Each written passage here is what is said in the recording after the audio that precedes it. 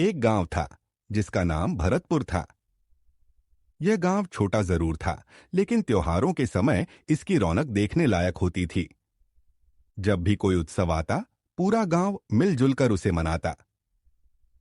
अब की बार गणेश उत्सव आया था। पूरे गांव में चारों तरफ खुशियां, सजावट और भक्ति का माहौल था। गांव की गलियों में रंग बिरंगी लाइटें लगी थीं, पंडाल सजाए जा रहे थे और ढोल ताशों की आवाज से वातावरण गूंज रहा था।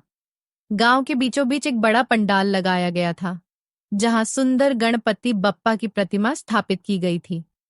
लोग सुबह शाम दर्शन के लिए आते, आरती करते और प्रसाद बांटते। सचमुच ऐसा लगता था मानो पूरा भरतपुर गांव भक्ति में डूबा हो। इसी गांव में एक छोटी बच्ची रहती थी, आन्या। आन्या बहुत मासूम और भोली थी। उसका परिवार गरीब था। पिता मजदूरी करते थे और मां दूसरों के घर काम करती थी। घर की स्थिति इतनी साधारण थी कि कभी कभी खाने के लिए भी परेशानी हो जाती। फिर भी आन्या का मन हमेशा खुश रहता, क्योंकि उसे भगवान गणपति से बहुत प्रेम था। हर सुबह वो नंगे पांव पंडाल तक जाती और गणपति बप्पा के सामने बैठकर मन ही मन बातें करती। वह कहती, बप्पा, सब लोग आपको बड़े बड़े प्रसाद चढ़ाते हैं, ढेर सारी मिठाइयाँ लाते हैं, लेकिन मेरे पास तो कुछ भी नहीं है। मैं क्या दूं? लोग उसकी मासूमियत पर मुस्कुरा देते। एक दिन आन्या ने सोचा, मुझे भी पापा को कुछ तो देना चाहिए। उसने घर में इधर उधर देखा। वहां उसे अपने पुराने फ्रॉक पर टंगा हुआ एक छोटा सा लाल फूल मिला। उसने वो फूल सावधानी से निकाला, साफ किया और अगले दिन पंडाल में ले गई। जब सब लोग पूजा में व्यस्त थे, आन्या ने चुपचाप वो छोटा सा फूल गणपति बप्पा के चरणों में रख दिया।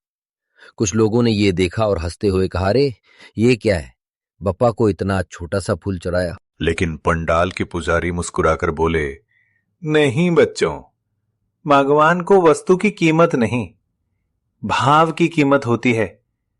यह बच्ची सच्चे मन से आई है, इसलिए इसका फूल बप्पा को सबसे प्यारा लगेगा। रात को आश्चर्यजनक घटना हुई। पंडाल में बैठे पहरेदारों ने देखा कि गणपति बप्पा की प्रतिमा से हल्की रोशनी निकल रही है और वही छोटा सा फूल चरणों में चमक रहा है। ऐसा लगा मानो बप्पा मुस्कुरा रहे हों। सुबह जब यह खबर पूरे भरतपुर गांव में फैली तो लोग आन्या की भक्ति से प्रभावित हुए।